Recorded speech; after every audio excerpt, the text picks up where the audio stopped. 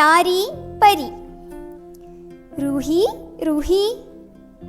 एक सुरीली आवाज सुनकर रूही ने खिड़की खोली।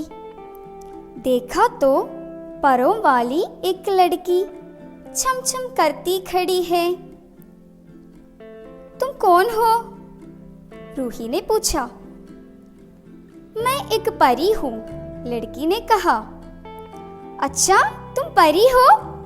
सुना है परियां जादू करती है, रोते बच्चों को हंसाती है।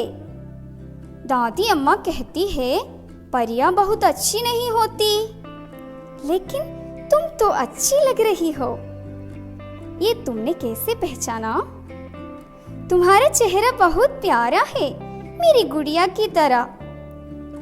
हाँ रूही, जो सच बोलते हैं, बड़ों का कहना मानते हैं, वो सबके प्यारे होते हैं।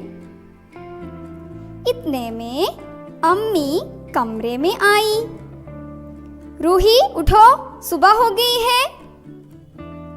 अम्मी की आवाज सुनकर रूही जाग उठी। वो सोचने लगी, मेरी प्यारी परी कहाँ चली गई।